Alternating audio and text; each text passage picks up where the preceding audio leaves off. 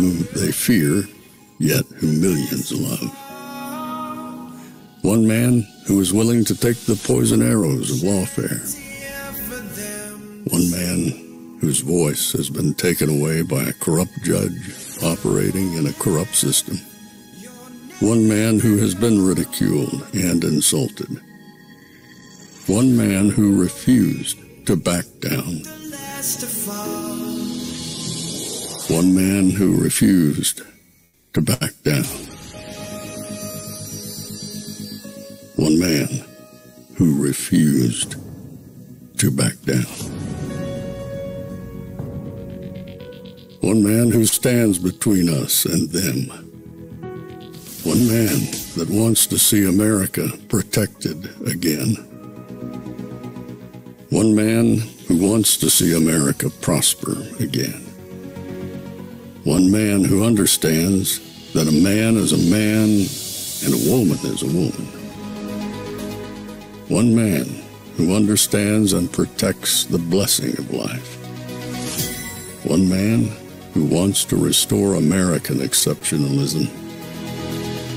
One man who once again wants to make America that shining city on a hill for all to see. A place where all the people of the world glowingly set their eyes upon. America.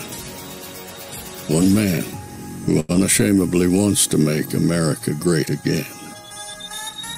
That one man is Donald Trump.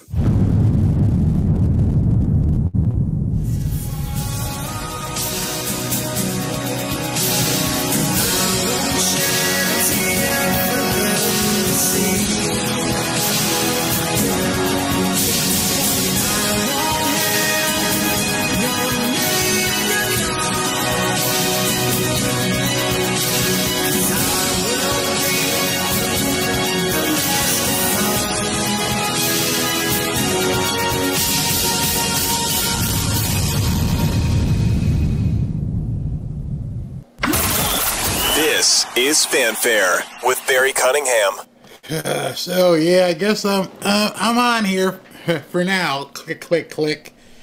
Y'all think I was kidding when I said I'm not sure if we're gonna make it tonight. So we're gonna try, but if all of a sudden things go bloop, I'm gonna show you why. Okay, I just want you to see this because I'm not making this stuff up. Excuse me. This is what I'm looking at right now. That is, this is basically South Florida. So the blue dot that you see up here, that's Boca Raton. So I'm going to play through here and you guys can see, yeah, where it's coming through. Most of the heavy stuff is down south and should pass by 10 o'clock as it shows. But that's what we're looking at right now. So hopefully it takes that, I do my best weatherman routine, it's going to take the southeasterly turn, and as it goes through the southeast, we should be okay.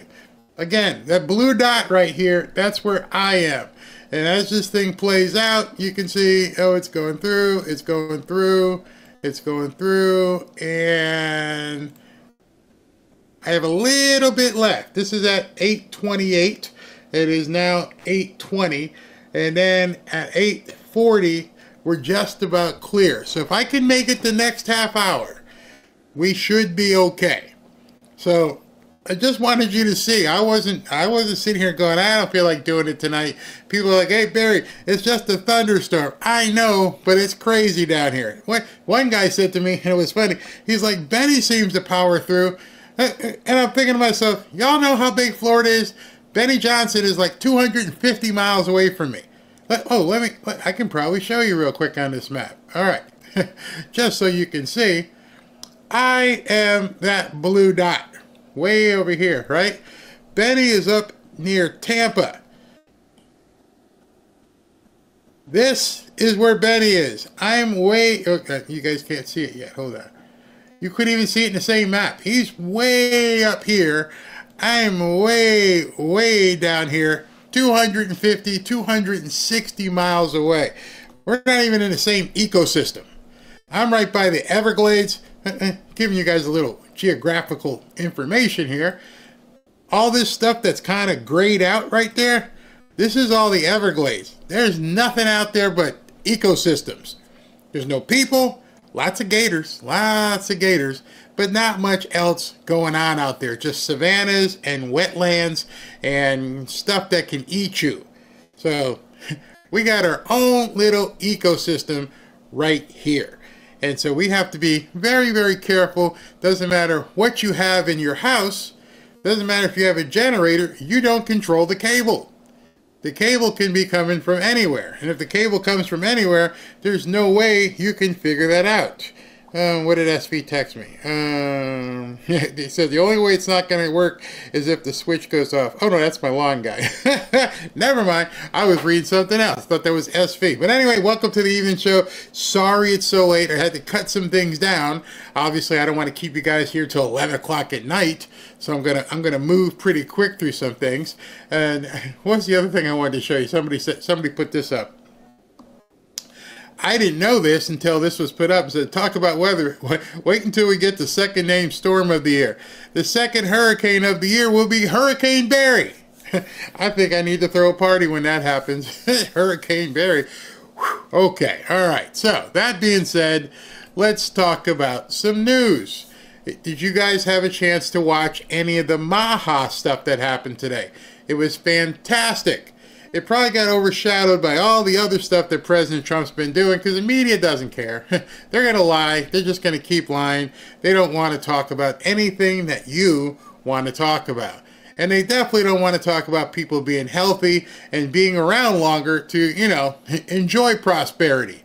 So everything they said today probably going to piss them off again when they find out you can't buy your Twinkies with SNAP benefits. They're going to take away all the sugary sweet stuff and they're going to force you to eat healthy. That is, you know, if you're going to take government money. If you're not taking government money, you buy whatever you want. But they're going to make it a precondition. If you get SNAP benefits, they're going to take away the sugary sweet stuff, which is going to cause these people some serious freaking out. They're going to lose it. They will absolutely lose their mind if they can't get their Twinkies and Little Debbie's on your dime. And you can't go in and buy any other crazy stuff as well. Forget the Twizzlers. Nope, ain't going to buy any candy. They're going to cut that out of SNAP benefits, which I applaud. For too long, people who have been financially challenged, as I would say, have looked at the easy stuff in the store to buy. And it's not often the healthy stuff that they end up getting. I can tell you that. It wasn't that I was financially challenged. I had a sweet tooth. And my sweet tooth, playing football and eating whatever I wanted. And here I am, 30, 40 years later. And I'm like, okay, so I got to do this. I got to eat right. Got to do it. And Robin Treese makes me eat like a rabbit. A big rabbit. But nonetheless, she makes me eat healthy. And I told you all the supplements, and I'm working with some of the supplements that I think and I want to try that are working for me, that allow me to do what I do. So I just tell you about them as well. So we're going to talk about one of those after we cover some news. So I don't know if you had a chance. We'll get to the Maha stuff in a second. Oh, before I go any further, I want you guys to, if you're a praying person, say a prayer for one of our moderators, Tommy Lawrence. He's not doing well. I don't want to give out any of his personal information, but he's not doing well.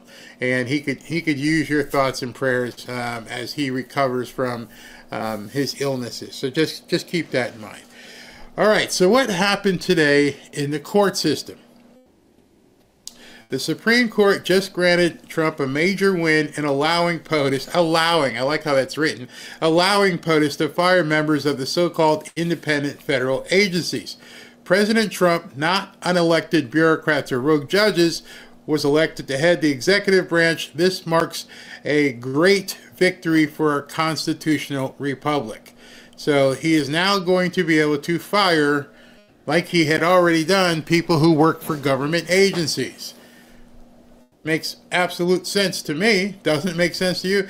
And this is a little bit more on, or this is another case, breaking the D.C. Circuit of Appeals denies an en-banc consideration and refuses to lift the stay generated by the panel.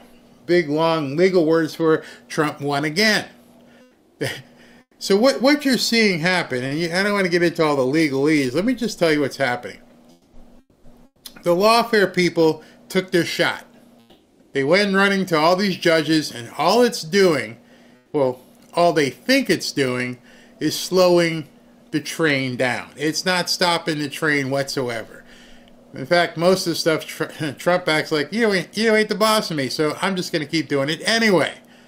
And he's been continuing to go, even though he's like, oh, they're trying to stop me. No, you ain't stopping. He's still going. But now, as it traverses through the court system, Supreme Court, no, you can't stop him. And so they'll just keep filing. But sooner or later, the Supreme Court has to act and say, enough. Done. You're just mucking up the water. You're doing this knowing you can't possibly win. You can't prevail. Stop. Not that Trump needs their approval, but nonetheless, he got it. He's won 2 court cases today. And when I say, and let me not be like them, he didn't win a court case. When you technically win these things, all it does is the lawsuit that whoever filed it has to continue fighting the lawsuit if they choose to. But you're not getting the injunction. The lawsuit has not been adjudicated. That's a very important thing for you guys to know. Nobody has won or lost any of these lawsuits. Don't let the television tell you otherwise. Not a single party has won these lawsuits. So when they're on TV saying, oh, Trump's lost 25 cases, no. They sue, and then once they file suit, then they run to the court to get an injunction. And these stupid judges have been giving them the injunctions, and then the Supreme Court says you can't have the injunction. Of course you can have your lawsuit. Good luck. We'll see you at the end of the lawsuit. Meanwhile, go spend 10, 15 million, and we'll see you in 4 or 5 years. That's what the whole game is. The game is these lawsuits don't have a prayer. But what they are doing is they're finding these judges who say, oh, there's a lawsuit filed. Let's just put an injunction on everything Trump's doing. In fact, there was one injunction that came out today from a Maryland judge. And the judge said he's stopping all deportations across the country forever. Good luck with that. But that's how idiotic they're getting with these things. And it's really important that you understand that they haven't won anything. And neither has Trump. He hasn't won anything. All they're doing is saying, stop with this stuff. You want to play this out in court and spend $1 million defending it? Go for it. And so now this is what's going to happen. The people who want to engage in this lawfare, it's not merely filing a few documents and sitting on it. Now, if you want to do something, continue. I doubt many of these will continue because it's useless money. They are not going to win. Not going to win at all. This one here, I love it. Coming out hard against these colleges. Kristi Noem, this administration is holding Harvard accountable for fostering violence, anti-Semitism, and coordinating with the Chinese Communist Party on its campus.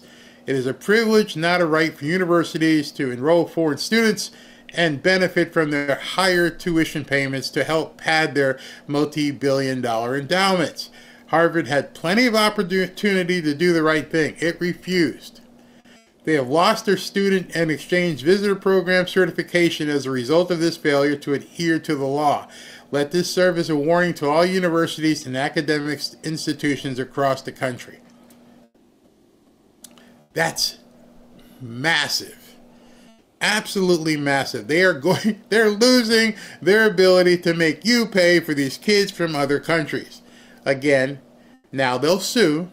This is what the next step will be. Okay, Trump placed this order, and now they'll sue. Of course they will. But they're going to have to spend their money, and it's likely they're not going to be able to do anything about it, that Trump will prevail here too. All right, what else we got here I can show you real quick before we get into everything. This was interesting. President Trump is reportedly set to sign a series of executive orders as early as tomorrow aimed at boosting nuclear power across the United States. The orders are expected to ease regulations and streamline the approval process for nuclear reactors. So some of you guys are probably freaking out. It is what it is. You know we need more power. What do we need more power for, boys and girls? All right, let it sink in. What do we need more power for? Why would President Trump be looking to put nuclear reactors all over the country? AI. He's serious about the AI, and the AI needs much, much, much more power than it has that we have capacity for. So there's no other way. We cannot create enough power. We cannot create enough or generate enough power. Forget the windmills. That's useless. He's gonna have to go with AI. So I'd love to know how people, the green new scam people. Oh my God, nuclear power. Oh God, it sucks. You know how clean nuclear power is? We're not talking 3 Mile Island from 40 or 50 years ago. It's been honed. It's been created. Is it dangerous? It could be. What's more dangerous is not having enough power to do what we need to do as a country. Then you're just like, I don't know, South Africa. you can't do anything unless you go beg for it. Whereas we want to be able to, sustain ourselves and do what we need to do. That's a little bit different. So, if you have a problem with the nuclear energy, how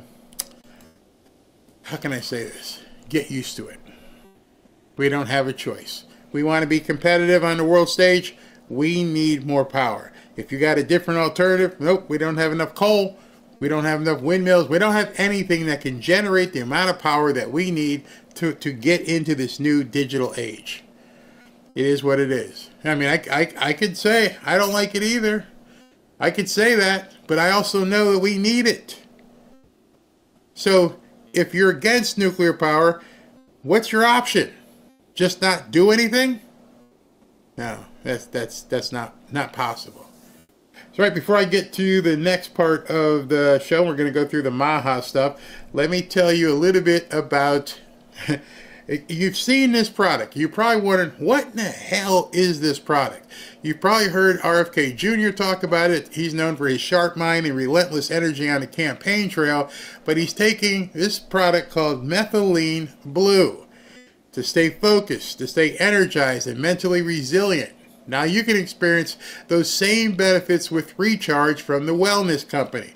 This doctor-formulated nutraceutical is the first to combine methylene blue with your urolithin A, creating a unique formula designed to optimize mitochondrial function, improve energy, and elevate cognitive performance.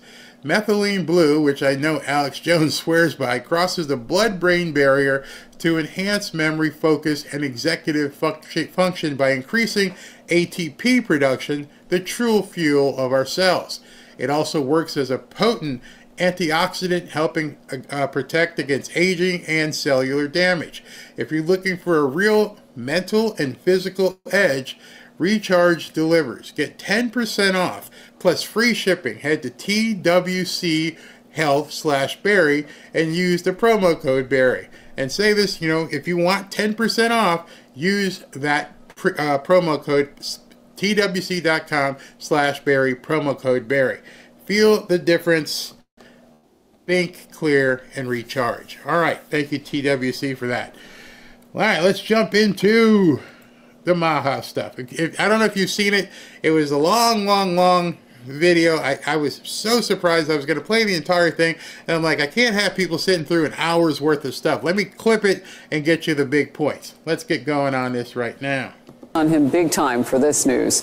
Let's begin with senior White House correspondent Peter Doocy with more on the Maha report. Peter. Harris, it's 69 pages long, and it lays out the roadmap that Rfkjr Jr. thinks federal agencies can use to reduce chronic childhood illnesses in this country. And the top of the list of problems is a poor diet. This report found that up to 70% of food that most children consume contains ultra-processed ingredients.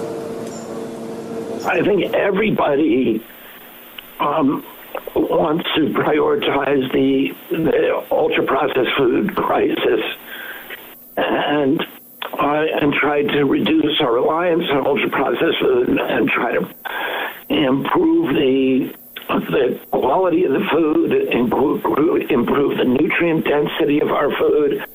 Little children, as they grow up, require micronutrients in their food for brain growth.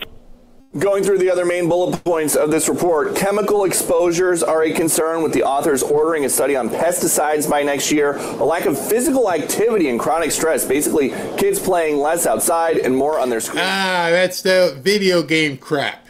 When we were all growing up, I'm sure you're the same way, your parents on Saturday morning said, get out the house. Here's your breakfast, watch some cartoons, now get outside and play. We actually did stuff. I was a round-the-calendar athlete. I played football, I played baseball, I threw the shot put in high school, I played basketball in my backyard and with my friends. We were always playing. And then if we weren't playing a game or doing something, we'd be on our bikes. And we'd just go crazy. And we didn't have to worry about, the perverts in the woods or anything. We used to go through trails. It was awesome what we did as kids. And these kids these days sit here the entire time, just like this. That's all they do.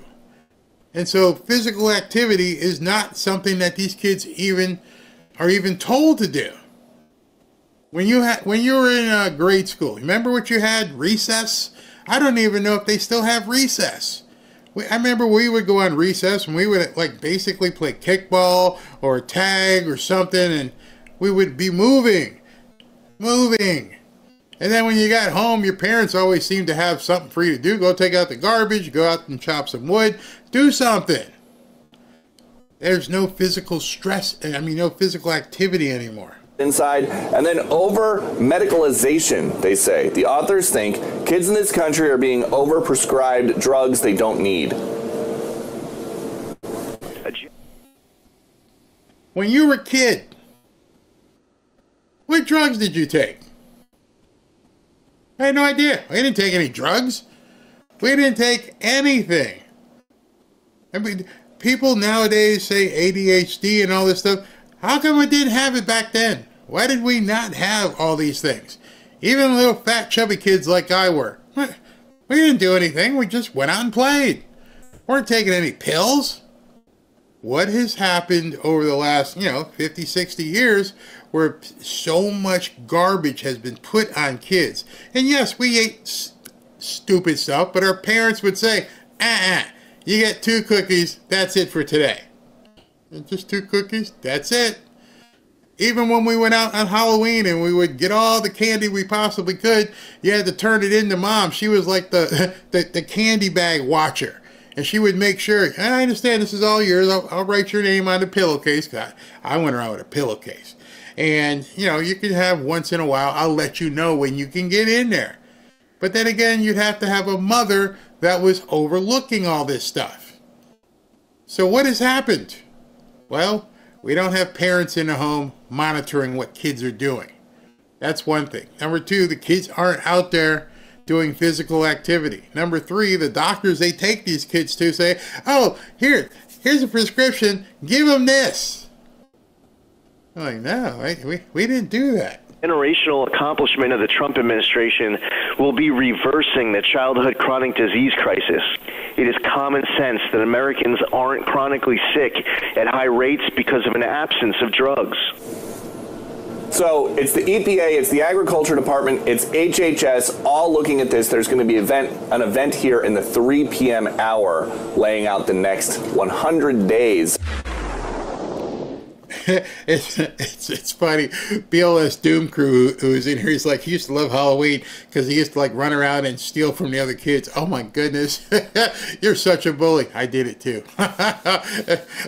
Wait a minute, you want me to walk around in all these neighborhoods and go from house to house? How about I just sit here and wait till someone else gets all the candy and they're all going to be coming right by me, right? Okay, so they're all smaller than me too, right? Yeah. Stop.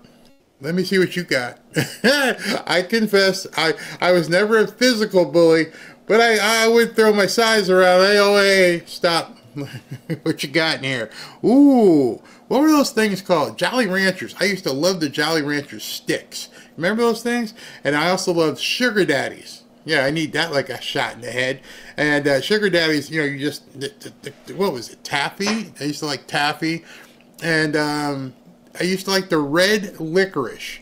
Other than that, there wasn't a whole lot of candy corn. I don't want none of that candy corn stuff. That looks, yeah, it's nasty. But I would look through other kids' bags and see what I could pull out of there, and especially if I knew they come up with a big bag. I'm like, we're gonna have to, you have to pay a toll here. What do you mean, gotta pay a toll? I gotta look in your bag and see if you have enough to get by me. Yeah, I was an awful kid till I got caught. The report is the beginning of a conversation. It's the first time in American history that all of government, the entire cabinet, most of whom participated in drafting this report or commenting on it, all reached a consensus. And the consensus is that we're in the middle of a chronic disease epidemic that is existential for our country. We spend $4.5 trillion a year on our health care. That's 2 to 3 times more than any European country spends. And yet we live 6 years less than they do. This is the first generation of American kids that is going to live shorter lives than their parents. They're going to live less happy lives. They're going to live less healthy lives. We are literally the sickest country in the world. And we know what the causes are. President Trump asked us to identify them. We're looking at chemical exposures, over-processed food, lack of exercise, and other indicators. 100 days or 60 days from now, we will publish a group of policy initiatives to end this epidemic in our country. But it's strange. As I listened to this today, I kept thinking, I'm sorry, I'm going down memory lane, and I was one of 5 kids. It's me and 4 sisters. And of course you had your sneezing and wheezing and your regular cold. You always had that. We all got the mumps. Yeah, we got the mumps. We got to eat ice cream. None of my family, and nobody on my dad's side. We were a non-tonsil taking out family. None of us ever had that. I don't know if that's a black thing or not, but we never had our tonsils taken out. And for the most part, we had broken bones, and we had, you're out there playing, so you end up tripping over stuff or falling off your bike or something like that. And we'd have those type of, I wouldn't even call those an illness, injuries. But I went back after I listened to this, and I'm like, okay, let me think about my sisters. Were they sick? No. None of them. Scout's honor. Not a single one was sick. So how was it that our entire family, we had the normal stuff, the mumps. I don't think anybody had the measles because we had the, vaccination for that. How did we survive? How did everyone in my family, maybe even your family, how did your family survive without taking drug after drug after drug? The strongest drug that I saw growing up was my mom and dad smoking cigarettes. That was it. And they would have the Jamaican rum on Saturdays. Yeah, that stuff it was worse than any drug. You get sick and get a cold. Some of you guys who are Jamaican, you may remember, they used to have this thing called overproof rum. You could probably run a car on it. And they would put it in their drinks and stuff, but it also doubled as a salve. Because if you had like congestion, you couldn't breathe, Mom would take a cup of that rum and rub the rum on your chest. I'm like, what is this? Oh, you'll be all right. Maybe that's why in college I turned into like a big beer drinking guy, because I couldn't stand rum. To this day, I can't stand rum. But she used to rub it on our chest. That and Vicks Vapo Rub. You stick that under your nose if you had a stuffed up nose. Y'all know what I'm talking about. Think back into yourself. What did Mom give you? And then there was this other stuff they called Tiger Balm. I'm like, what in the hell? Did you guys make up these elixirs in the garage or something? None of my white friends had any idea what we were taking. What's Tiger Balm? I don't know. I don't even know what's in it. I don't know if they went to go see a voodoo priest or something. Say, they make up this stuff called Tiger Balm. And of course, when you would cut your arm or something, Mom back then had this thing called Rfkjr. It was like some orange thing that they would wipe on a cut or something. And that was it. There weren't any drugs. Until you get to high school and college, of course. But no, there was no drugs that you were given as a kid. Tell me if I'm wrong. Tell me if you grew up in an era where, hey, listen, you got to take this, or take this, and take this. No, it didn't happen. I didn't even take aspirin as a kid. When I say kid, I'm talking all the way up until like maybe 14 or 15. Yeah, before you go to high school. Nothing. Pain? I don't know. Here, put some ice on it and go to sleep. All right, it'll be all right. Mom, it really hurts. Oh, you'll be all right. Let me put some Tiger Balm and rum on it. That'll make it work for you. 4 months ago, I created the Presidential Commission to Make America Healthy Again, and today the commission officially delivers its first report on childhood health. Here are just some of the alarming findings, and they really are alarming. It's unbelievable, terrible. More than 40% of American children now have at least one chronic health condition. Since the 1970s, rates of childhood cancer have soared in many cases by nearly 50%, 50%. Well, in the 1960s, less than 5% of the children were obese. Now over 20% are obese. A few decades ago, 1 in 1, think of this one. This is, to me, the one that gets me every time, and it seems to be getting worse. Just a few decades ago, 1 in 10,000 children had autism. Today, it's 1 in 31. How did it happen? I understand you guys are doing a big panel and everything. How did all of this happen? And I'm loving what you guys are saying here, because you're going back in time, and I love conversing with you guys inside the chat here, because it's making you guys all think, and everything that you're saying in here, we all did.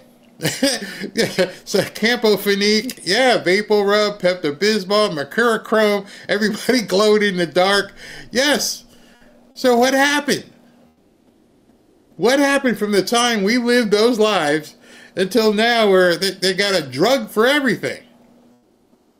For kids. I understand if you get older and your blood pressure, or you got diabetes, or your thing don't work, you need the junk pill, or that's not what I'm talking about. I'm talking about what he's talking about. How did we turn these kids into this? I have no idea.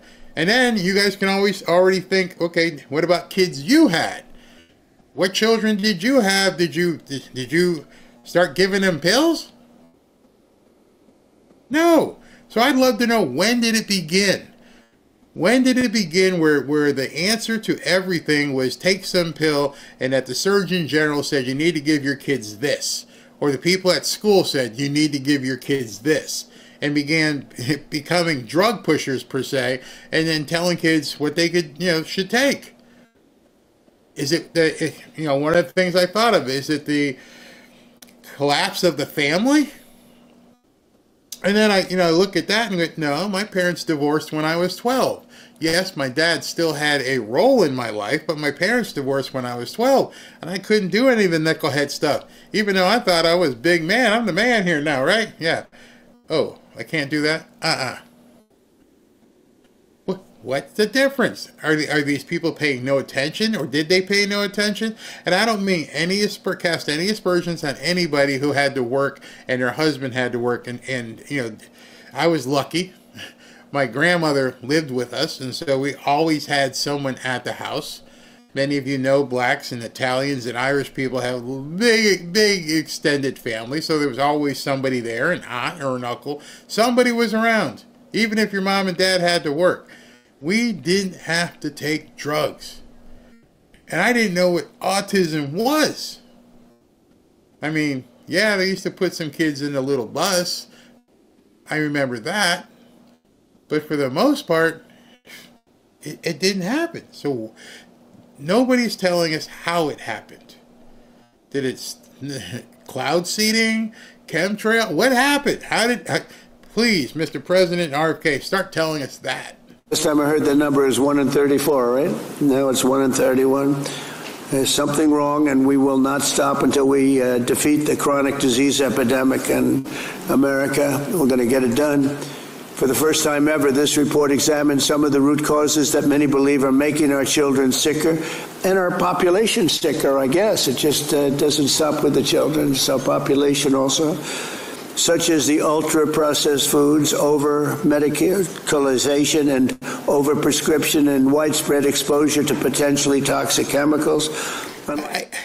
Maybe that's it. Widespread, being exposed to so many things, because I don't think it was the environment, because I was in the dirt every single day. Remember your childhood growing up. If you're about my age, 70s and 80s, what are you doing? You're out there playing football, basketball, playing with, your train set or anything in the mud, and playing around and doing all kinds of stuff. There was not the environment. Was it the advent of plastics? Did plastic start getting in vogue? Because I remember we didn't have like Tupperware and stuff. You guys remember how Mom used to wrap stuff up? My mom was like the tin foil queen. She would take stuff and we would have like things in the refrigerator, and I'm like, okay, what's the surprise we're eating tonight? Because I don't even remember what you put in that thing. And it would be in there. So we didn't have like a lot of plastics. We didn't even have Ziplocs back then. If you needed to put stuff in the garbage, it went into the paper bag from the supermarket, and then you put the paper bag into the garbage. Later on, we saw plastic garbage bags and all that, so maybe it was plastic. In terms of what your mama cooked, my mom she wasn't drill sergeant-ish, but you ate at specific times, and you ate what she told you could eat. You're going to eat breakfast at home. We didn't have no school giving us breakfast. I don't even know what the hell that is. I'm like, wait, you're going to send your kids to school and have the school feed them? No. Mom would make breakfast. Then she would pack your lunch until you got to the cafeteria age. And then you come home and you have dinner. And then if you needed a snack, she would always show us which part in the cabinets and stuff we would have as snacks. And it was like, maybe she would make cookies. How many of you ladies used to make cookies for your kids? They don't do that anymore. And I'm not talking about that stuff from that you buy, that loaf thing that you buy in the store. I'm talking Mom and Grandma used to sit there on Saturday and Sunday afternoons, and they would make cookies. They knew exactly what was going in those cookies. Am I taking you back to that point where you're like, man, maybe we should be living like that again? You don't need to go to the store and chop up this loaf of something and stick it in the oven. Ooh, voila, cookies. What is it? What's in it? I know when Mom made it, it was like, blueberries, which I love blueberries. Or she would make, oatmeal and put some oatmeal in there. Yes, she put sugar in there. But other than that, it wasn't like polysorbonate glutamate or anything like that. It was just the cookies. And they wouldn't be around long enough to go bad. We had 5 kids in my family, and then if you brought cousins and friends over, everybody was dipping in the cookies. So I don't know what has happened to people. That's the thing we need to address. Other administrations, we will not be silenced or intimidated by the corporate lobbyists or special interests. And I want this group to do what they have to do. They have to spell it out. In some cases, it won't be nice or it won't be pretty, but we have to do it. When you hear 10,000, it was 1 in 10,000, and now it's 1 in 31 for autism. I think that's just a terrible thing. It has to be something on the outside, has to be artificially induced, has to be. And we'll not allow our public health system to be captured by the very industries it's supposed to oversee. So we're demanding the answers. The public is demanding the answers, and that's why we're here as we mark a historic milestone in our mission to make America healthy again. We started Make America Great Again, Bobby. I'm not sure you can get away with that without having to make a major payment because, this was... Copyright. Maha. He goes to Maha. But no, Maha's become hot.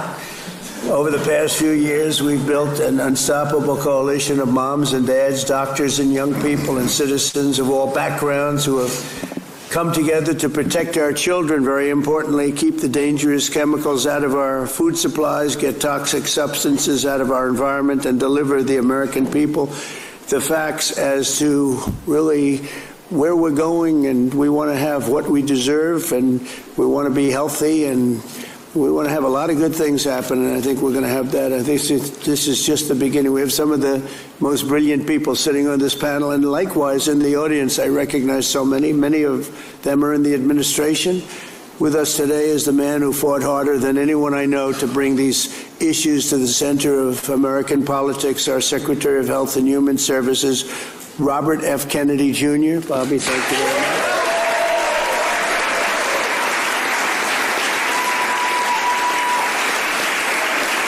President Trump. Before FK starts talking, I want you to think back when you were a kid. You know, what were your snacks? And what I find, reason I'm asking that, because while I was looking at that, I was dipping into my snacks. Because, like, even when I'm not live, this is my editing desk and where I sit. And Robin, she makes sure I have snacks. Now, I'm looking around, and I'm thinking, okay, what's different now than what these kids are eating? So, this one is a dead soldier. I've pretty much finished this one. But this was, in a plastic bag, no less, popcorn. We make our own popcorn. Just corn, and you pop it. That's it. Not really much to it. And then I got a bag of grapes right here that I pop once in a while. I don't eat a whole bag. Just keep popping those while I'm working. I'm sitting here editing. She goes, "You want a snack?" "Sure." And she brings that in. I'm like, "Well, you didn't bring in like no tater chips. Where's the Lay's bag?" "No, we don't have that." "I want a tater chip."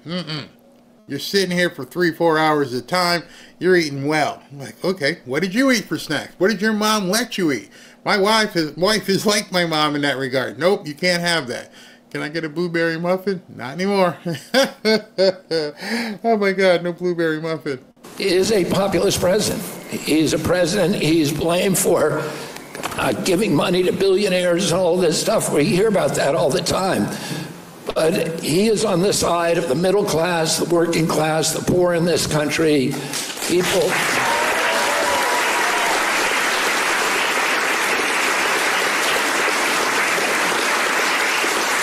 And I've been following, I've met every president since my uncle was president. And I've never seen a president, Democrat or Republican, that is willing to stand up to industry when it's the right thing to do, and they're willing to talk about really difficult issues and to hold his stand on those issues. I've never seen anything like it, and I'm very, very grateful to you. I've sat with industry again and again in a room with him and heard him say, "We can't do that. We're going to do something different," deliver news that they didn't want to hear. So I'm grateful to this. This is a milestone. There's never in American history has the federal government taken a position on public health like this. And because of President Trump's leadership, it's not just one cabinet secretary, it's the entire government that is behind this report. And I can say again, I talked a little bit about when I met Rachel Carson as a boy. My uncle tried to do this, but he was killed and it never got done. And ever since then, we've been waiting for a president who would stand up and speak on behalf of the health of the American people and say, there is no difference between good economic policy, good environmental policy, and good public health policy, and good industrial policy. We can have all of them, but we need a united cabinet, and we need to go forward as a single people. I want to thank you for that, President Trump. Thank you very much. Thank you. You know, one of the other things is the sedentary lifestyle of kids these days. If you let them, they will sit like this all day long. Or like this and watch television or YouTube or TikTok. And I feel like I'm talking like my dad or my mom by saying, you know, enough of that. Do something. It was easy for us because we had 3 stations. That was it, 3. Or maybe 4 if you counted PBS, which nobody wanted to watch. You had ABC, NBC, and CBS. And there was nothing to watch on any of those channels except on Saturday morning. Then even the cartoons changed. The cartoons stopped from being the Flintstones and stuff like that, and it became, I don't know, what are they doing right now? Tuba Buddies, or what do you call them? Tuba Buddies, the little fat guys in the hey, what is that? Give me Fred Flintstone any day. And then we would get to see certain movies that revolved around the time of year. You know, Wizard of Oz. We weren't stuck doing nothing for extended hours and hours of time.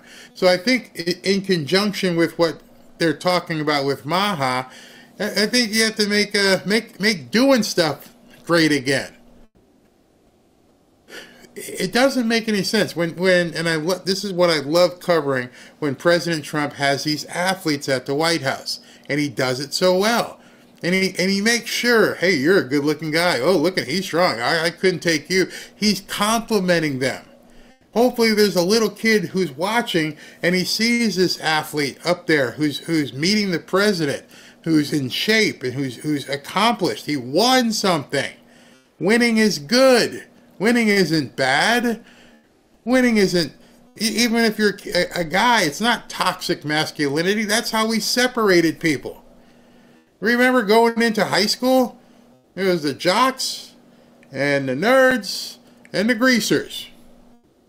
And we all knew who we were, where we were. And then the girls who would gravitate to any of those groups that they wanted to.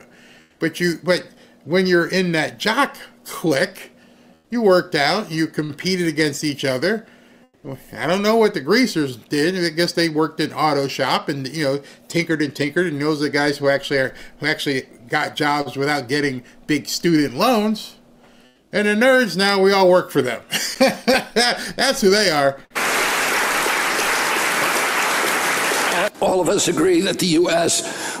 will cease to be a world superpower if we continue spending 2 times more than any country on health care, while living less than citizens of other countries and enduring fertility crisis, a crisis in recruiting people to the military, and the ruinous health care costs. Health expenditures are the largest part of the federal budget, and we get sicker for each and every dollar we spend. 90% of that spending is going for chronic disease. And everyone agrees it's a moral failing that U.S. children are on track today to live shorter lives than their parents. The first time in American history where that is the case. This report is the first time in modern American history that the federal government gives a clear-eyed assessment of what is happening to children's health and the potential causes. We've gone across farm country together to listen to the farmers in our country and to understand what their issues are. We recognize that. I gotta stop right there, because as I was listening to this, something hit me. And that thing that hit me is, how many kids today have never even been on a farm? I mean, we all had 4-H clubs and we had to do things, and I was in Connecticut and there was lots and lots of farms everywhere. I remember the first time I was told, hey, come on, help me milk a cow. Oh, that's pretty cool. Is that where milk comes from?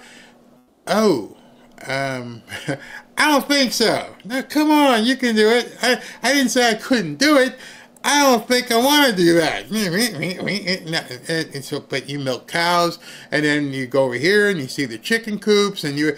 How many of you have never, your grandkids have never been on a farm, a working farm?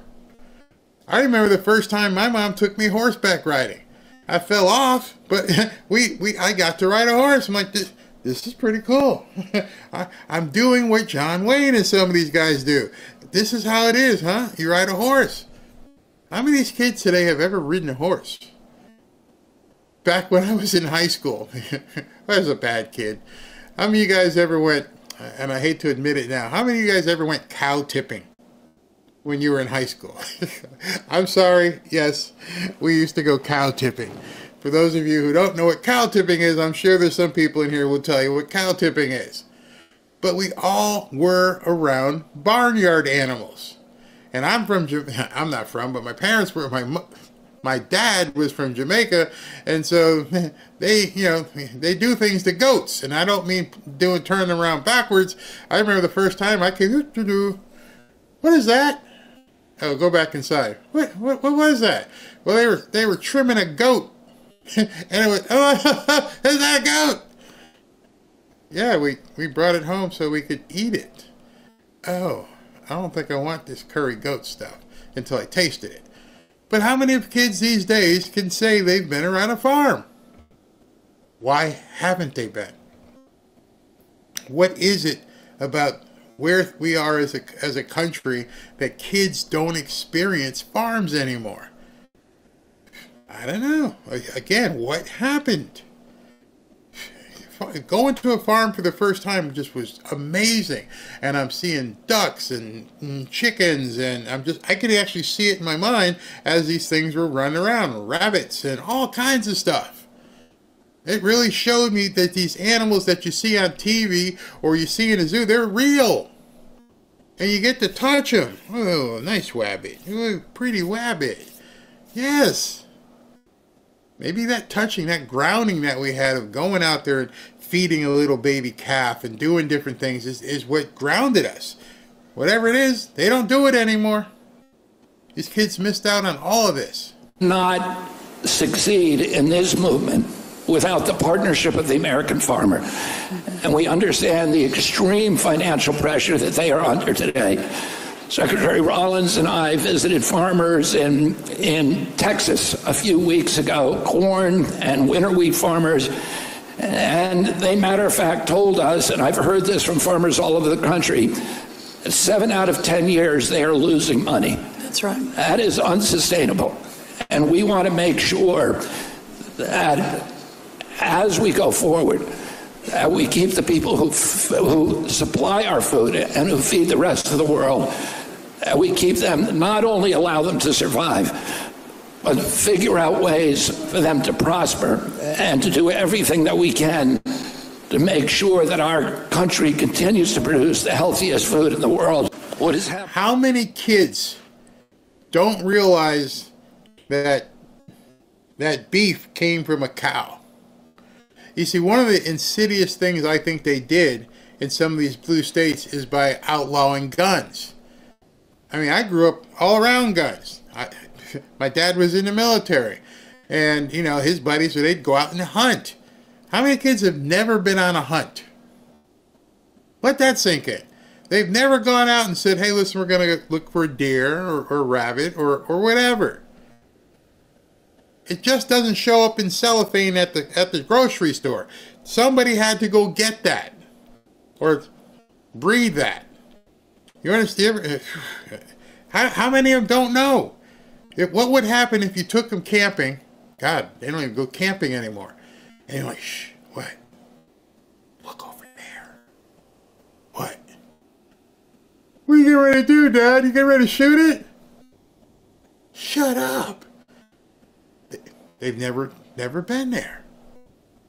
They've never gone through that rite. Ashley and her husband are coming down tomorrow. They should be here at noon.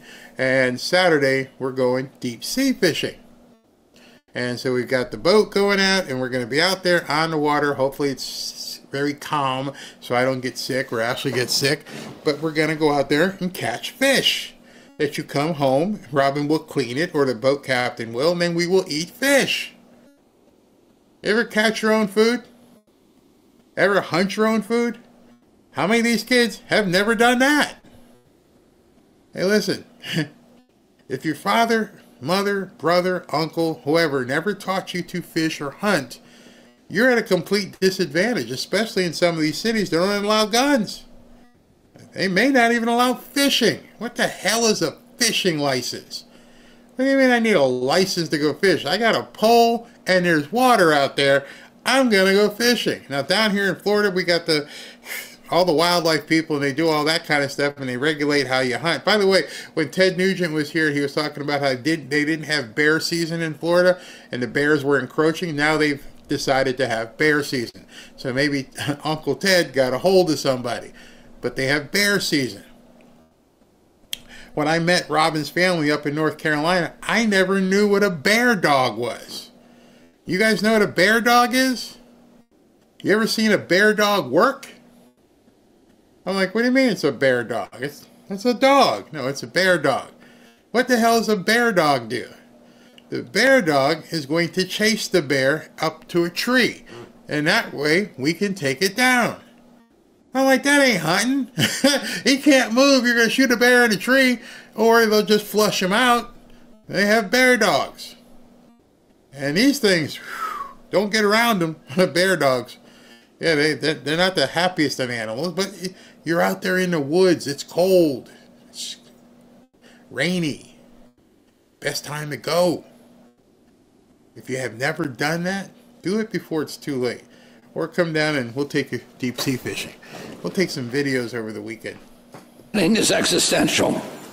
Let me just read a few of the statistics. Today in the U.S., more than 1 in 5 children over 6 years old are obese. This is more than 270% increase compared to the 1970s. Prevalence of prediabetes in teens is more than 1 in 4 teens, having more than doubled over the past 2 decades. Autism spectrum disorder impacts 1 in 31 children by age 8 and is approximately 4 times more common in boys than girls. Childhood cancer incidence has risen nearly 40% since 1975, especially in children 0 to 19. Teenage depression rates nearly doubled from 2009 to 2019, with more than 1 in 4 teenage girls in 2022 reporting a major depressive episode in the past year. There's another thing. They just keep bringing it up. I'm like, what's depression? Depression is one of these new age conditions. What in the hell? What? Depression? Depression was when your mom took out and did something. You're a little bit depressed. I'm going to make you depressed. What was depression? What were you depressed about? As a kid, did you know anybody who had depression? That's a new age condition for psychiatrists. Oh, you're depressed. Let's talk about your feelings. Huh? If you were depressed, it was because mom said you couldn't have a cookie or she whooped your butt. That was when you were depressed. That was it. Nobody sat around. Wonder what I should do. Wonder what I should do. Suicide? Very, very seldom. Yeah, it happened. Maybe I just don't get it. What has happened where these kids are walking around depressed? We just didn't have it. And I grew up around a lot of rich kids. I went to private school. They got me in there so I could play football and all that kind of stuff. But I wasn't like them. I'm like, wow, yeah, you guys got a big house. Okay, do me a favor. I'm gonna go home and cry. Okay, I'm gonna curl up in a fetal position because I don't have what you have. Nope. It didn't happen. And I'm not making light of the situation. I'm saying, what the hell has happened? There's got to be something societal that has caused all this. You didn't curl up into a fetal position. And if you did, you were just going to sleep for a few hours. And then someone would, come by the house. Well, there's no phone, so they come by the house and say, hey, let's roll. Okay, what are we doing? We're going to go over to the pavilion, or we're going to go down to the reservoir. We're going to do something. Depression? It didn't exist. Over 1 in 4 American children suffers from allergies, including seasonal allergies, eczema, and food allergies. It's increasingly a scientific consensus and basic common sense about why these harrowing trends are happening. A complex set of factors that are destroying our kids' metabolic health. And the reality is our children's bodies are being besieged. Nearly 70% of an American child's calories today come from ultra-processed foods, an increase of roughly 0% 100 years ago. The cumulative load of thousands of synthetic chemicals that our children are exposed to through the food they eat, the water they drink, the air they breathe, may pose risks to their long-term health, including neurodevelopmental and endocrine effects. Teens average nearly 9 hours of non-school screen time each day. Ouch. Wow. Take a big gulp on that one. Kids average 9 hours per day doing this. So if I was a parent of a young kid right now, just like Ashley's doing with the granddaughters, the grandson, he's 16, he's a little bit older. The granddaughters, none of this. Not yet. Be kids. And I'm not telling you how to raise your kids or your grandkids. I'm just saying, is that normal, what he just said? I didn't do anything for 9 hours at a time as a kid. I would be off to the next thing. Hey, listen, okay, we're going to do this or do that. Okay. All right, we did that. What are we doing next? Let's go build a fort. All right, I'm kind of bored with building a fort. What are we going to do now? Let's go play some baseball. 9 hours a day doing this. Maybe that's the problem. Whew, 9 hours. 70% of children and 85% of teens fail to meet the 2024 federal guidelines of 60 minutes of daily moderate to vigorous physical activity. Obviously, these root cause factors are at the foundation of what's driving the chronic disease crisis. But until today, the government didn't speak about them. The Biden administration's HHS priority document did not contain the word chronic disease. Instead, our country jumps to Medicaid. Now we have the most medication, and now we have the most drugged children in the world. Stimulant prescriptions and drugs used to treat ADHD in the U.S. doubled from 2006 to 2016. By 2022, 11% of children had an ADHD diagnosis, with boys having a rate of nearly 1 in 4 by age 17. Antidepressant prescriptions saw a 1,400% increase from 19. I'm sorry. A 1,400% increase in antidepressant medication. They're giving that out like it's Halloween. Oh, little Johnny, he's upset here. Have him take this. Somebody mentioned it and the chat was going too fast and I missed it. And I think whoever that was that said it was perfect. There's a God-shaped hole in these kids' lives, even if they're being raised by good parents. Because back then, and as I told you, I went to a Catholic grammar school. And so I played in CYO League. So there was always a God influence somewhere around me. Whether it be my coach, my teachers, going to Catholic school, there was always something there. As long as I stayed away from the priest and they didn't bother me. Other than that, there was always God somewhere. And there was something else, and I've mentioned this before. There was a fear. And that fear is gone from these kids. That fear was, don't call my mom. I was a football player. I towered over her. I probably outweighed her by 150 pounds at 14 or 15. And all a teacher had to do is, we're going to have to call your mom. Oh, wait. Don't call that crazy woman. She need to take some meds, okay? Because you call her and tell her I've been messing up, I'm going to get in trouble. So please, what do you want me to do? Anything. Just don't call that crazy woman I live with, okay? Please. Because I can't take what she might do. And what she used to do to me, and the second thing I want to tell you, is my mom developed and understood what the takeaway could do. What was the takeaway? My mom, because I was so big, could not hurt me. She couldn't spank me. I was too big. But she had this thing she decided would be the takeaway.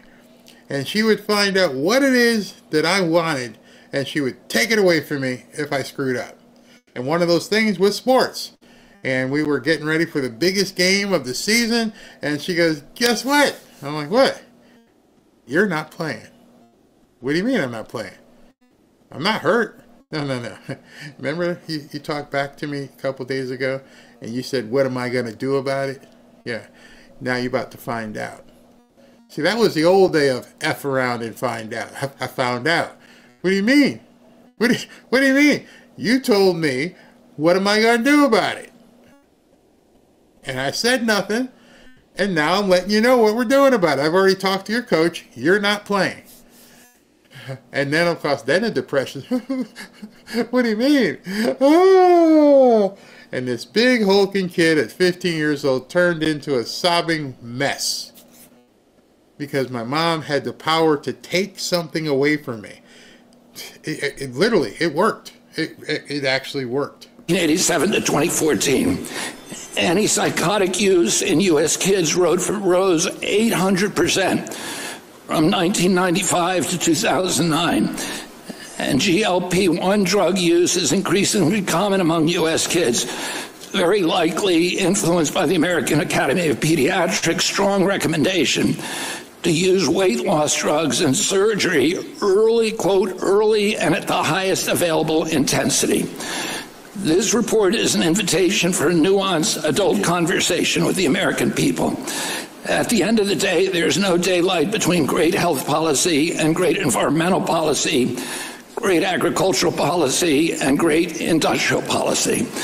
I'm so proud of President Trump and the administration and my fellow Maha Commission members for grappling with these important issues and spurring this vital conversation. I'm also glad the Maha moms are on our side, because they know the answer to these issues is not more government and excessive regulation.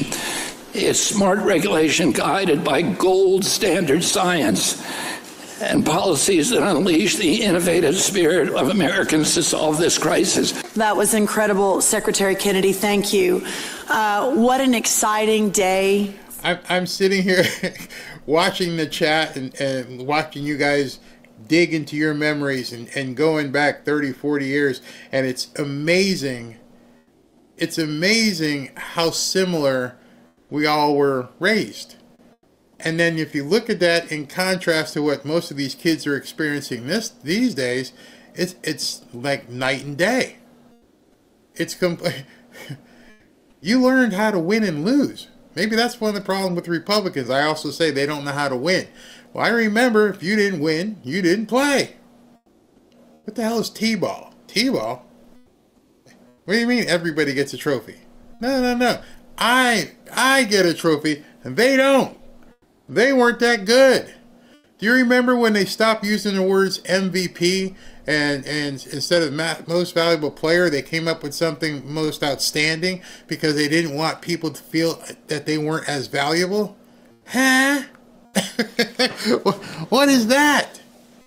T-ball, trophy, everybody gets one. No. When we were growing up, the good kids got the trophies. The rest of you had something to aspire to.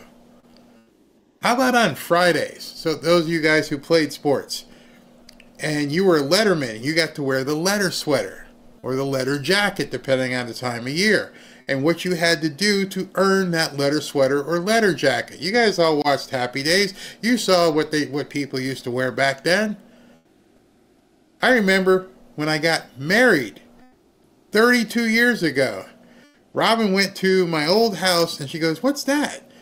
I said, "That's my letter sweater from from high school." And she's like, "I want it." And I'm like, "Wow, you just like, never mind."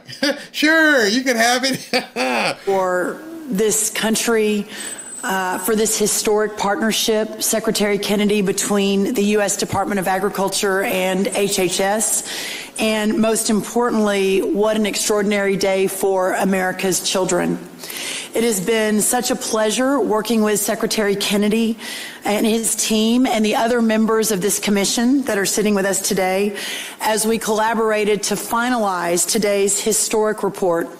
We at USDA have been so grateful to have a seat at the table to represent American agriculture community and discuss how we can work together to improve the health outcomes of our kids and our families. In my stewardship, the great honor of my life, in my stewardship of American agriculture, I have consistently advocated for two big things. First, that American agriculture is indispensable to all Americans with an immediacy and a frequency matched by nothing else.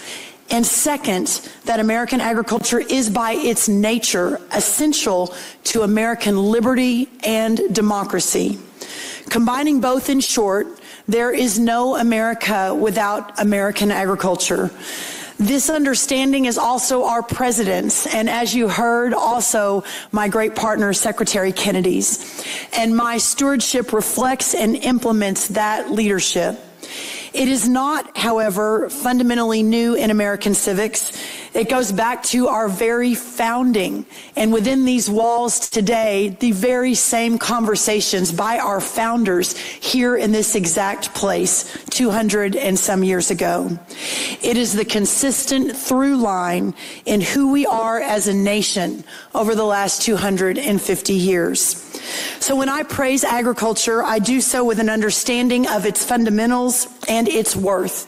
I know, as every farmer in this country knows, that American ag is something of a miracle. President Trump and our Maha Commission also knows that our current health outcomes, especially for our kids, are unsustainable, and that American agriculture is at the heart of the solution. Chronic disease is a challenge, as we have all heard, in our country. When more than 1 in 5 children are obese, there is a more than 270% increase in that number compared to the 1970s when I grew up. Most American children's diets are dominated by ultra-processed foods that are high in added sugars and saturated fats. We know. I remember when Mom would give us, because we didn't have any of this, I remember when she would make lunch, the ham sandwiches would be from the ham or something that she made Sunday. And so Sunday, we ate that ham, that chicken, that roast, whatever it was, all week long. We'd have Sunday dinner. Actually, we'd have like 2 Sunday dinners, because we would have Sunday dinner at our house, and then we'd have Sunday dinner at my grandma's house. And so we always had all this food left over. And nobody threw anything away. It just became your lunch in school the next week. Here's your ham sandwich. Here's your chicken sandwich. Here's your turkey sandwich. Here's some tuna fish. None of this processed stuff. I don't know if it was maybe that there wasn't a whole bunch of processed stuff back then. I remember it wasn't until I got to college that I remember, opening up Oscar Mayer Wiener and getting bologna and stuff. But growing up, it was whatever was in the refrigerator became food for the rest of the week, because your parents cooked. Now, I understand there's a lot of people who don't have the time to cook anymore, but there's meals that are ready to eat that you can go to Starbucks, what's the place called? Whole Foods, and get, go through that, but it's expensive. See, it's like a trade-off. Back when I was a kid, the parents, and basically the mom, my dad would cook on Sundays, but grandma, they would cook a whole bunch of food. And I would, everyone got, the relatives would get together on Sunday afternoon, but everybody left with a bag. Because, you give them this and this, and my mom's deviled eggs, which nobody wanted, but there were a couple of people who wanted her deviled eggs. But in any event, we had real food. We didn't have this processed ham. What's this stuff? That doesn't look like ham. What's a ham supposed to look like? A ham's supposed to, looks like it's carved. A pork chop. Slice of pork chop. Chicken. We've lost that. And it's not anybody's fault, because people are busy, so they can't always cook. And because of that, then they have to shop for meals that are ready to eat, and those are expensive, so the poor people are stuck not having anything really good to eat because they're not cooking. Maybe because people didn't teach them? I don't know. The American food system is the safest and most robust in the world, but we also know that we can... Wait. Tia just posted something, and it's a great comment. Her mom and grandmother would go to the butcher for meats. When's the last time you've seen a butcher shop? I mean, we've got them here, but where's the butcher shops? I mean, there's a couple of fish markets here where you can get fresh fish, and Whole Foods has fresh meat, and they have butchery there. But for the most part, where's the butcher shops these days? I don't know. I don't know. Improve upon those outcomes.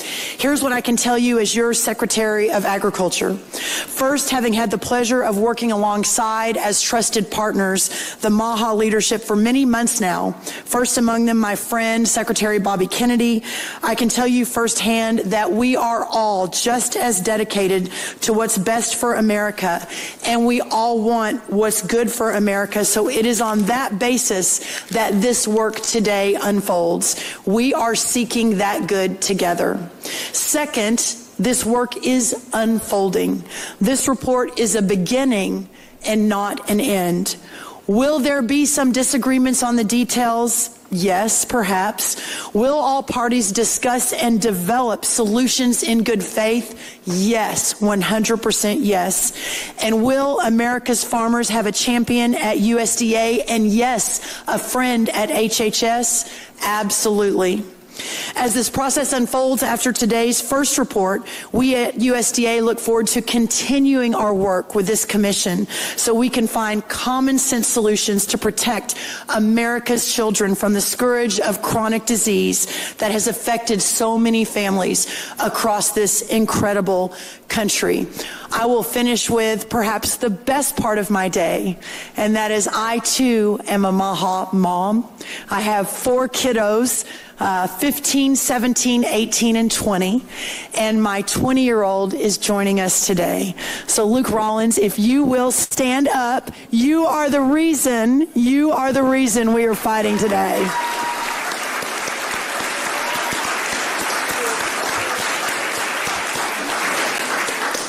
The second thing is that you mentioned, sir, in your remarks that we are on track to sign multiples of SNAP waivers to get junk food and sugary drinks out of our food stamp system.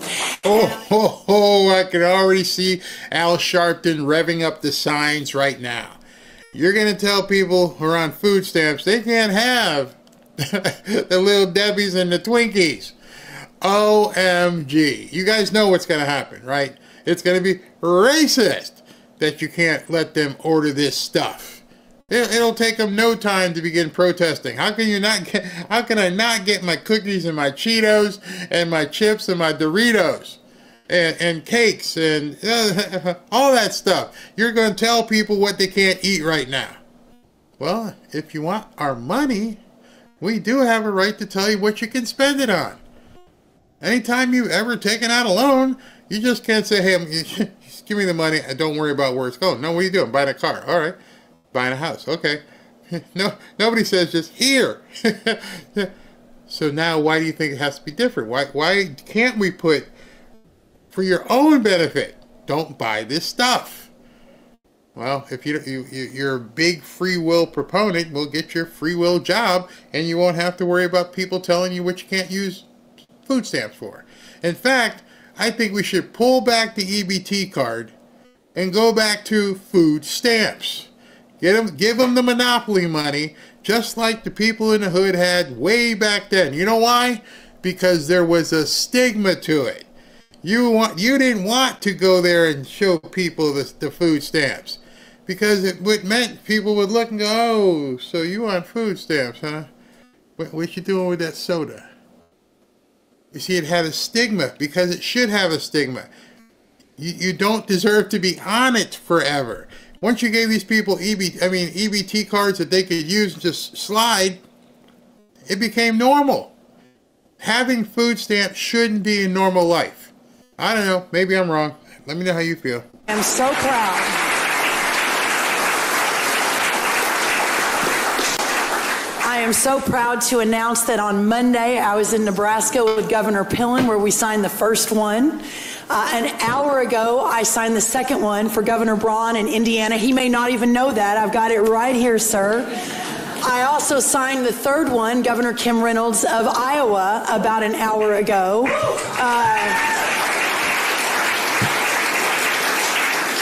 With a half a dozen more coming down the line. And sir, that has never happened before. Under Republican or Democrat administrations, we have never made that happen before. So I am so proud and so grateful for your leadership. Governor Morrissey here was the first one to apply from West Virginia. Oh, Governor Morrissey.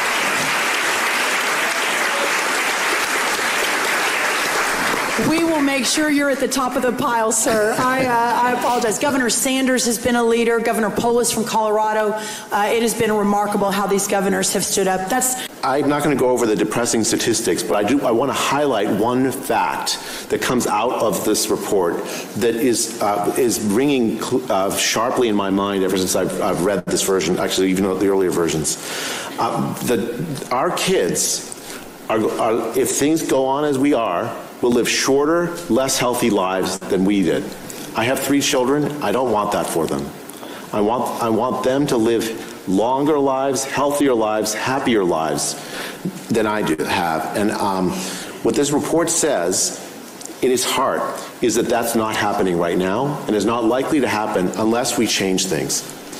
The chronic disease crisis plays itself out in high rates of obesity, high rates of pre-diabetes in children, allergies, ADHD, autism, high rates of childhood cancer. What we have is a true crisis, and that's what this report says. The report also says that many things are likely to be responsible. It could be the food that our kids eat. It could be the chemicals that they're exposed to. Just take one item, autism. And I don't know, as a scientist, I don't know why autism rates are so high now and they were lower before. 1 in 31 kids. The key root problem to me then is we must do excellent science. Honest, excellent science. We have to give scientists the warrant to ask the questions about what has caused the rise in all these problems, leading to the expectation that our kids' lives will be worse than ours. And I think this Maha report is an enormous step forward, because what it does is it tells the entire country, scientists, parents, farmers, everybody, that, look, let's work together to solve this problem, because we want our kids to live better lives than we have.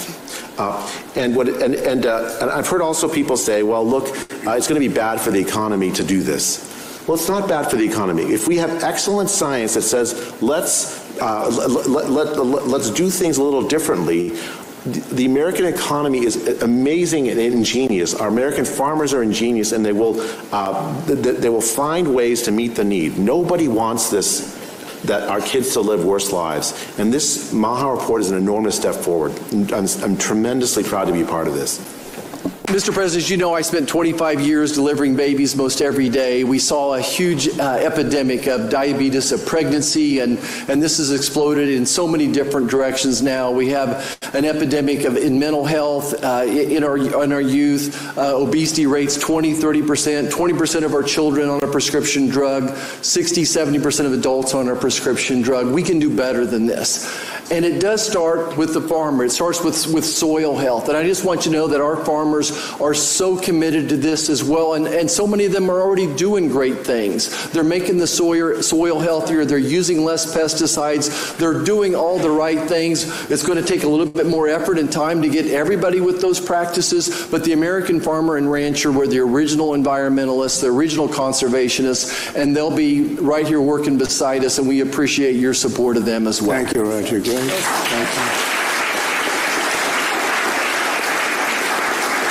Thank you, Mr. Secretary, and all the cabinet members and principals involved in this amazing Maha report. For over 20 years at Johns Hopkins, I've been in the middle of the world of sophisticated operations, CAR T therapy, genetic manipulation, immunotherapy, proton beam therapy, and those are amazing. In terms of biochemistry and science, the last 50 years of modern healthcare has been an incredible success.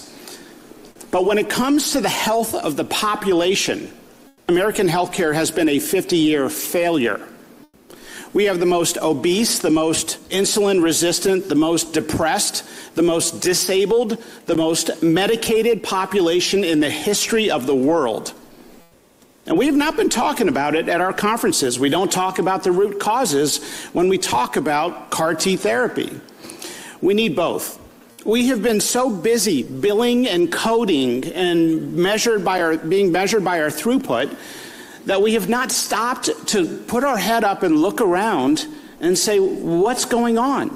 1 in 4 teen girls now are on antidepressant treatment. 1 in 4 teen boys are on ADHD medications. What are we doing? We are watching our population and our children drugged at scale. And we have had an entirely reactionary system until now. I hope this marks an amazing milestone where we move from a purely reactionary system to a proactive system. We've been playing whack-a-mole with chronic diseases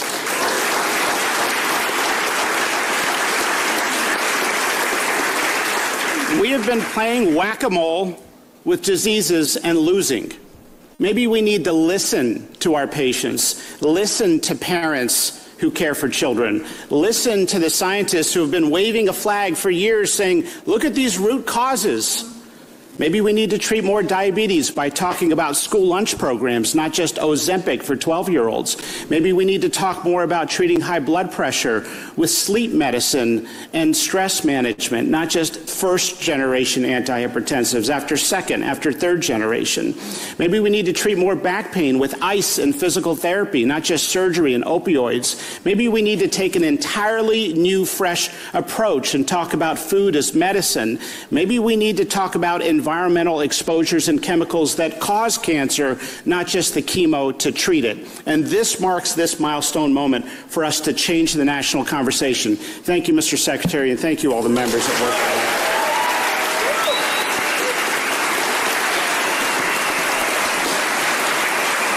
So much has already been said, but in your remarks, Mr. President, you made clear... This is Vince Haley, by the way. In your remarks and in the report, it's very clear that there are no sacred cows when it comes to our children's health. We are showing the courage to turn over every stone to figure out, to investigate what is behind the chronic childhood disease crisis, and that's what this report represents, sir. Thank you, Vince. Thank you, Bobby. I can't tell you how much that means to me, and thank you as well, Lee, for the very kind words. And you're right, I think about this first and foremost through the prism of being a dad of 3 young children, and I'm married to a Maha mom. My wife, Katie, is the one who deserves all the credit for educating me about this issue on the birth of our children. But I first want to just take a moment for us to think about how extraordinary this moment is, that Bobby's sitting there right now, not as a private citizen, not as the leader of a nonprofit, but as the Secretary of Health and Human Services,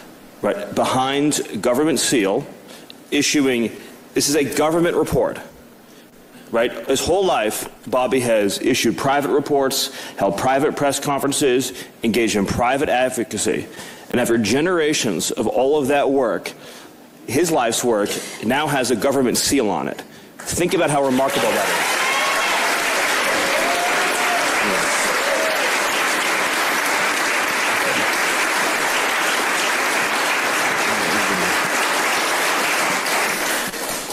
When I say that I think about these issues primarily as a dad, and I was shocked to learn, again, mostly, if not exclusively with my wife's help, on the birth of our children, just how filled our whole world is with toxins, and how bereft a child's world is of all of the natural things that humans have interacted with and encountered since the beginning of humanity. And we're still a natural being. Humans are still natural creatures.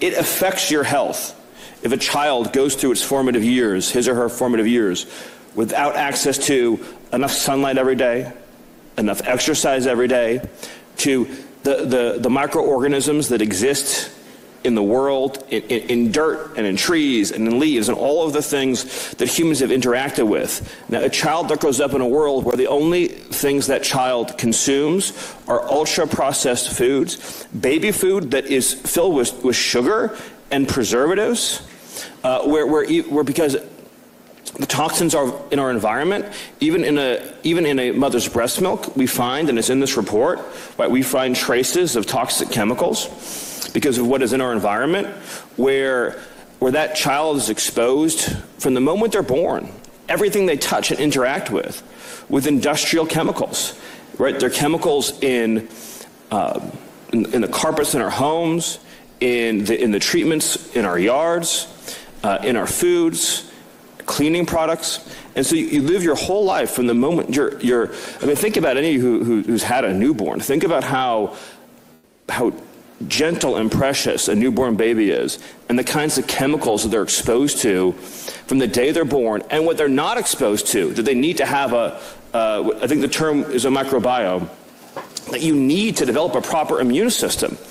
And then all of these parents racked with anguish when they find out that their kid has an immune disorder or a lifelong allergy or a lifelong skin disorder. And that may not seem like a very stressful thing until you have a kid yourself. And so for parents, for example, whose kids have chronic eczema, right? That may not sound, oh, that's a health crisis.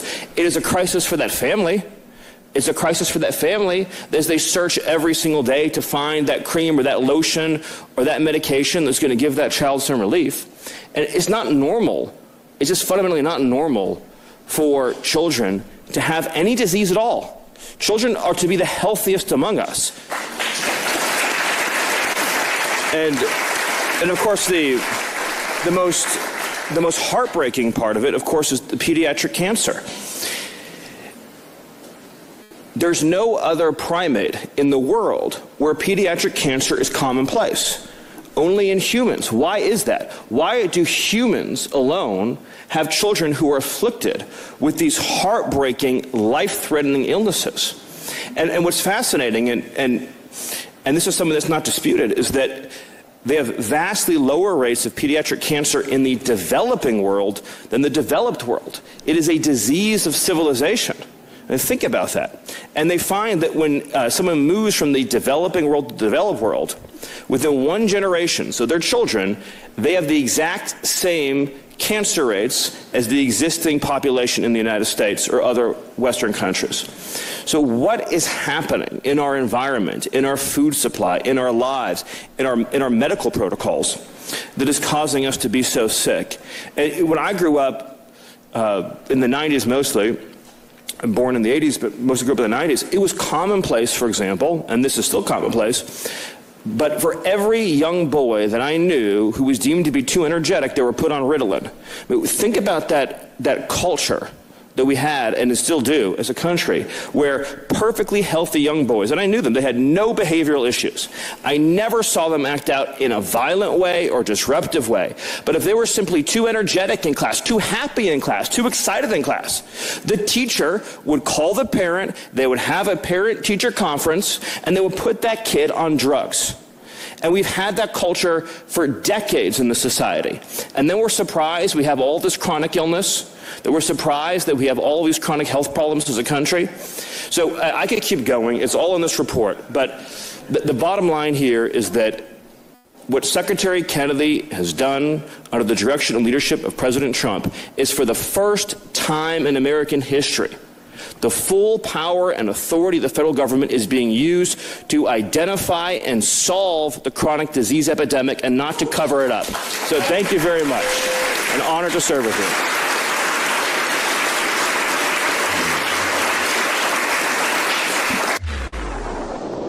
So as you watch this, one of the things I want you to think back, as we've been thinking about things that we did when we were kids, is when's the last time you've seen that in an administration?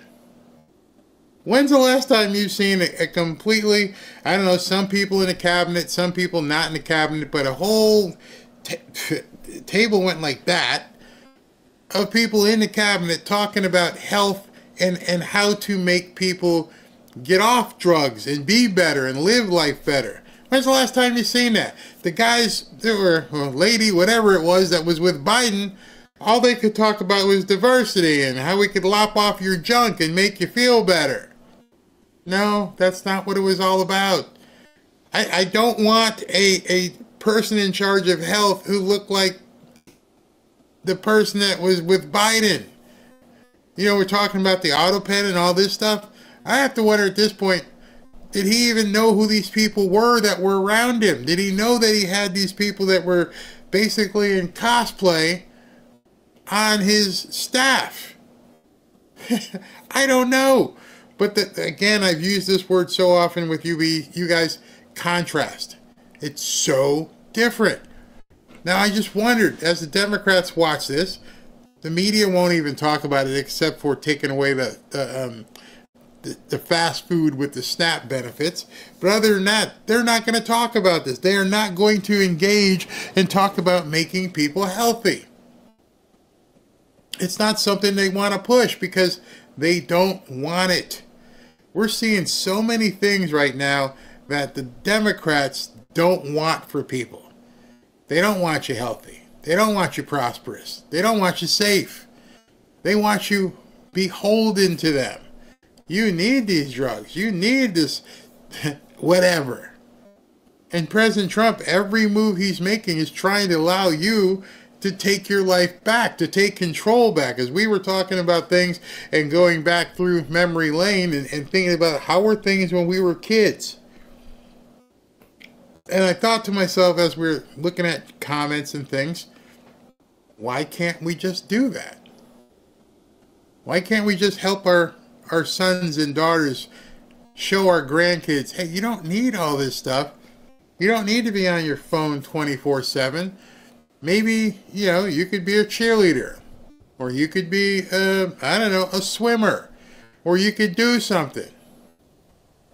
Boys, you can play sport every season. You don't need to be doing this 9 hours a day. We got to change it. We've got to do something and flip it over. The other law that what we heard them do last week, or with Melania, was with you can't post revenge porn. That wasn't something we had to worry about. That's a new age thing as well. But all this combined would be much better if parents, and grandparents, had some influence on their children. And don't leave your influence to other people, because they will take it.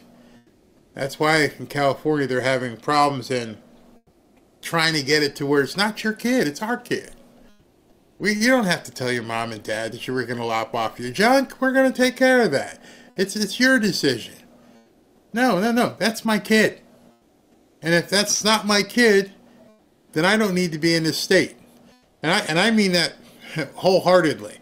If somebody told me they can do things with my kid without my knowledge, I don't care what it would take. Back up the U-Haul. We got to do something. We got to get the hell out of here. What are you going to do? Just leave your job? Yep. My child's well-being is much more important than any job I would have. And if I'm good at my job, I'm pretty sure I'm going to find one someplace else. But I am not going to allow any state to tell me that it's their kid. That's insane. Absolutely insane. All right, so we're going to do a jump here in a second, but I wanted to cover something that SV sent me. This is very interesting. So you remember the judge that got arrested for, escorting the newcomer out the back door? Check this out. He meets his attorney in the hallway and walks towards Circuit Court Judge Hannah Dugan's courtroom. Along the way, he passes plainclothes federal agents who are sitting on a bench. They are there to detain him. After Flores Ruiz walks by, the agents turn to each other and appear to confirm his identity amongst themselves. But a few moments later, Judge Dugan and another judge approach the agents sitting on the bench. A criminal complaint against Dugan later said she was alerted to their presence by a court official. That complaint says during this interaction, Dugan and the agents disagreed over the type of warrant they had to arrest Flores Ruiz. According to the complaint, Dugan ordered the agents to go to the chief judge's office. Video shows her pointing them through a double door. She then turns back to speak with other agents further down the hall and orders them through the doors as well. Shortly after that, with the agents gone from the hallway, Eduardo Flores Ruiz and his attorney exit into the hallway through a different door. As they walk down the hall toward the elevators, they pass another plainclothes federal agent. Neither they nor Judge Dugan seem to have noticed at the time. That agent motions to another to follow Flores Ruiz. Security video shows Flores Ruiz exiting through a basement exit. Upstairs on the 6th floor, the other agents have left the chief judge's office and worked their way downstairs. Flores Ruiz left the building onto 9th Street. Videos of the street shows the agents catching up to him. Flores Ruiz runs across 10th Street while trying to get away, but the agents catch him and arrest him. That's who the Democrats are, all up in arms. How dare you? Wait a second. You're allowing people to escape. You're facilitating. Oh, there's that word. You're facilitating people's escape. That's some serious scumbaggery right there. And that woman needs to be disbarred in addition to going to jail. They are, you can, as I watched that, thank you, SV. As I watched that, I'm like, this was coordinated. Okay, I'm going to walk past here. You're going to see these guys sitting here. And what they didn't count on was the other undercover agent who was there going, I got this, come on. They didn't count on that one. She thought, hey, go down there, go, let's go. I sent him away. That's, how did the MSNBC argue about that? Doesn't make any sense. All right, so we're getting ready to do the Rumble jump over. Though you guys don't know what we normally do here, at about this time, we go ahead and jump over and finish the show over on Rumble. When you get there, there's going to be some music. It's not as long as today because I got backed up because of the storm. Thank you, Lord. Things didn't go off. So I'm going to shorten the music because we got to get into the content. And I don't want to spend a whole bunch of time on the music because it's going to be too late. So you might want to make your way over there as soon as possible and begin, getting your seat per se. I'm going to read the super chats before I jump over there. Hold on, let me get this stuff all settled up. And I just want to do a little bit of housekeeping just to let you guys know. Ashley and her husband, I keep saying her husband, how about if I use a name? Ashley and Justin will be here tomorrow. They're flying in. And we've got, Robin's got us, Robin is the tour guide. And so we're doing all kinds of things all weekend. They're only here until Monday. And so there won't be any live shows.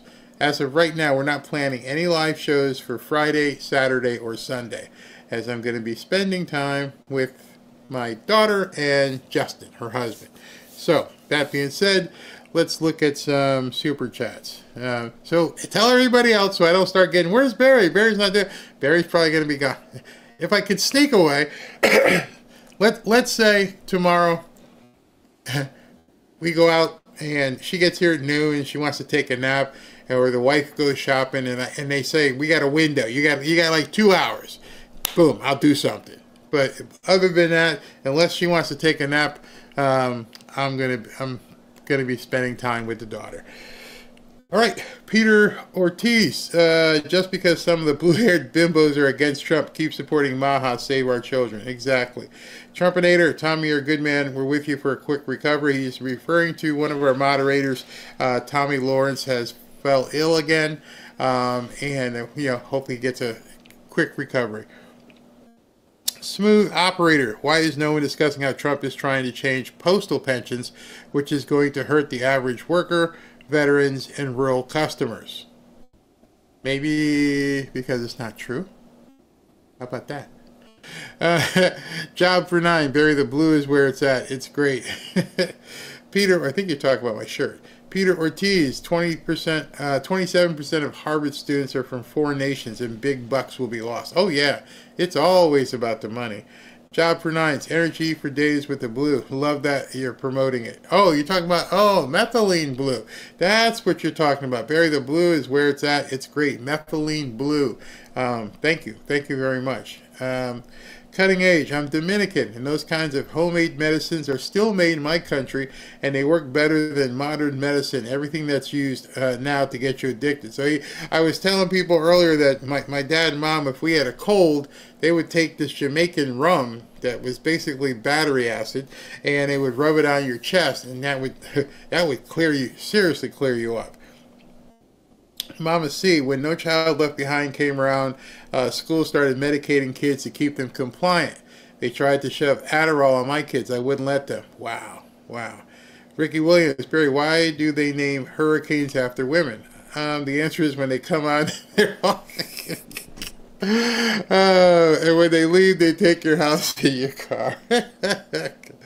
David Cowboy, part of what happened was mothers had to go to work to make it. Yep. But even then, like I said, I was lucky. I mean, my grandmother was there, so I always had someone around, the aunt. Definitely a big extended family. Tracy Cutler, Mama and Grandma had to go to work because they started taxing so much North parents have to work. Convenience is what happened when both parents work. That was definitely a ploy to destroy the family. Mountain Goddess, good point. Bread lasts for weeks now. You say why? I say how. How in the hell does a loaf of bread just sit there and not get moldy? Despicable meme. Given the truth of Biden, who nominated Ketanji Brown Jackson? Good point. I hope we can definitely find that out. Valerie Nelson. Biggest problems teens. Biggest problem has been the government regulations on everything can parents do with kids, even diapers, more plastic and chemicals. Horrible. Daylight. Thank you. Rick Williams. Where'd that go? 9 hours a day on a device. You sleep 8 hours a day. Say you're 60 years old. You have slept for 20 years. We sleep 1/3 of our life. Kids get outside. Get outside. Vincent, dang Barry, I just got depressed after 58 years. I never had them ribs for lunch. They're always gone. Bridget Jones, you're always so informative and interesting. Thanks for all the great updates. Thank you. We're going to continue. We got some more stuff to talk about. Dog Speak. There's a documentary movie about this family called This Way of Life. I think you'll enjoy it. Warning, it is an emotional roller coaster ride. Okay. I don't mind that. Hi, Barry. This was so awesome tonight. Neo, thanks so much. Great memories of a healthy childhood. We need that homemade life back again. God bless you. God bless you, Neo. Vishu, notice Trump's not drinking a Diet Coke during the Maha meeting. I did actually notice that. I did actually notice that's exactly what he was drinking. It wasn't the usual Diet Coke that he always drinks. All right, so before we jump over, let me tell you about, let's see, what do we got here? We've got Patriot Addict, and we're going to be talking about the Trump red knife. And so since I have something I can show you, let's just go ahead and play it. Fanfare family, I'm B. Michael Nace, one of the members of Barry Cunningham's channel. One of the things Barry advertises on his channel is the Trump knife. But Barry doesn't really get so much justice because Barry apparently is not the knife guy that I am. I've got thousands of knives around my house. But this knife is really awesome. One, check this out. This is a power-assisted folding knife with a liner lock. A glass breaker at the tip. The liner lock in the middle. So it won't close on you until you push the liner lock in the middle. Push it and it will fold. This knife is actually quite awesome. And I'm a knife collector. I've been collecting knives for 30 years. This is an amazing knife. And you can get it BarryKnife.com, Barry Cunningham. He can tell you how to get it. I want you to push it to his channel, fanfare.com. This knife is amazing. It's sharp. It's heavy duty. As a matter of fact, it's almost too heavy to carry in a pocket. You'd have to put it on your belt or whatever, but it's a heavy duty knife, and it's really nice. So Barry, to you, one of your family members, B. Michael Nace from Fanfare, amazing knife. He scares me. I don't know how he did that. I don't know how he makes it happen, but I just can't do it. And what would end up happening is, no doubt, I would cut myself. But anyway, this is the Trump knife that he's talking about right here. It is a nice, sharp knife. Let me open it. It is a good size knife, as you can tell by my hand. It is weighted. It's not at all flimsy. It's extremely sharp, so be careful if you get it. And also, as I've shown you many a times here, it has the notch that allows you to break a window. It also has, on this side, where you can cut a seat belt should you get stuck or something. As a celebration, Patriot Addict is giving these knives away for free. All you have to do is pay a small shipping charge, which is about 13 or 14 bucks. Just go ahead and scan the QR code right here. You can get it. If you can't use a QR code, just go to BarryKnife.com. BarryKnife.com. This is just their way of saying thank you for supporting President Trump and being a part of this moment in history. Normally the knife sells for $70, but you can get it today for just 13 or 14 bucks, whatever the shipping is. So scan the QR code over here or go to BarryKnife.com to apply your 100% off coupon. Scan it or go to barryknife.com. And people have liked it. All right, so I'm going to play the break. And when I come out of the break, we are going to be on Rumble only. We will be stopping here and just be on Rumble only. So go to that link. It'll jump you directly to my Rumble page. And I'm going to play some music. So if you don't like the music, it's not going to be anywhere as long as it normally is, because I need to cut down because we got a late start and I don't want to keep you guys up. But go ahead and jump over there now. I am going to hit the break, and while the break is running, I'm going to do my editing thing and click the button, and we'll be on Rumble. All right, everybody. See you momentarily.